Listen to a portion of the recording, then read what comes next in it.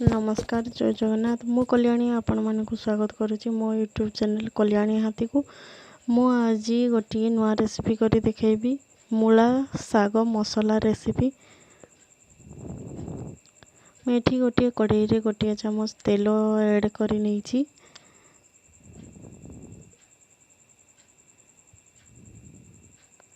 मूला साग को प्रथमे आमे 2 मिनिट पाई भाजी नेबा।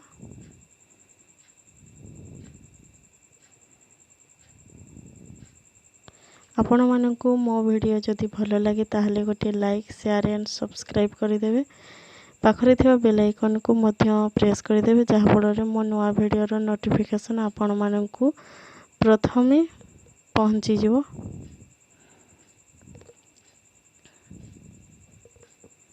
देखंतु मु एबे साग को एपट सेपट करी भाजी नेउची।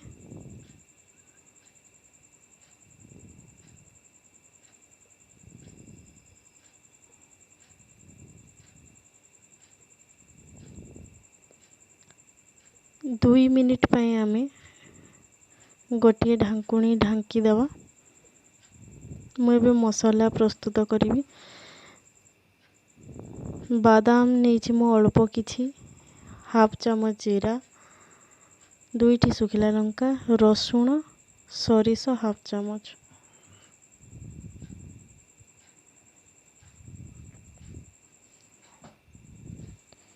एबे टिकिया आमे साग देखि नेबा। आम साग एबे हेई गलानी।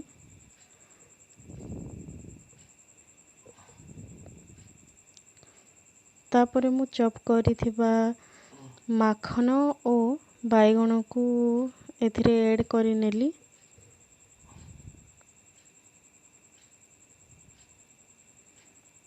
एबे याको आमे 2 मिनिट पाई भाजी नेबा।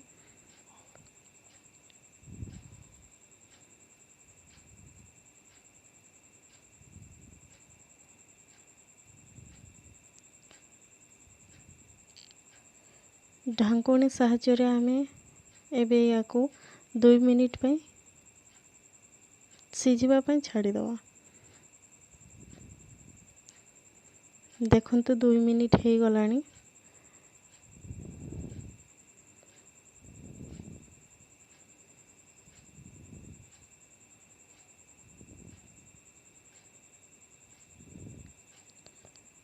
एबे हमर साग हेई गलानी।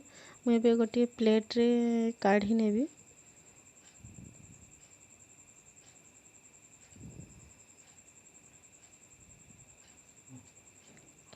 आउ गोटे चामच तेल एबे ऐड करी नेबा।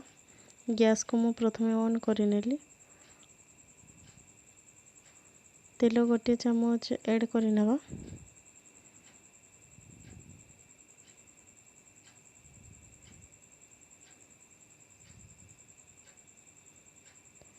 तेल टिकिए गरम हो गला परे आमे मसला को भाजी नेबा।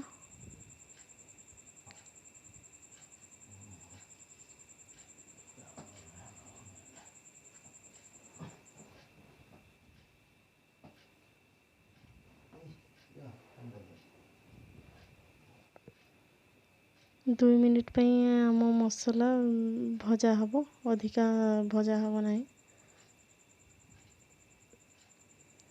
देखंतु मो मसला रेडी हो गलानी। मु एबे गोटे मीडियम साइज रो टमाटो को चॉप करी नेछि।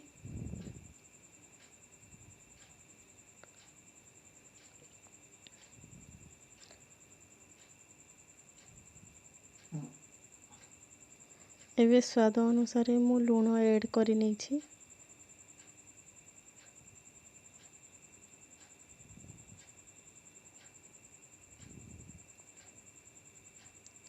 अल्प किछि पानी मु ऐड करी नेछि मसला पोड़ी हेबो नहीं।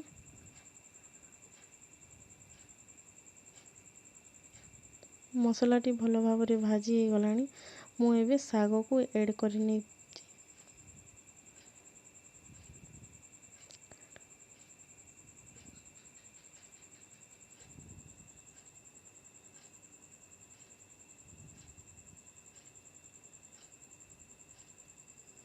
ଆପଣମାନଙ୍କୁ ମୋ ଭିଡ଼ିଓଟି କେମିତି ଲାଗିଲା କମେଣ୍ଟ ବକ୍ସରେ ନିଶ୍ଚିତ ଭାବରେ ଲେଖି ଜଣାଇବେ।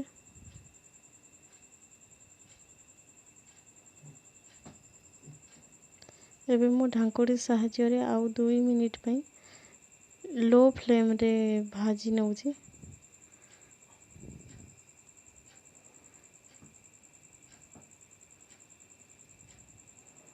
देखंतु आमर साग एबे प्रस्तुत हो गलानी।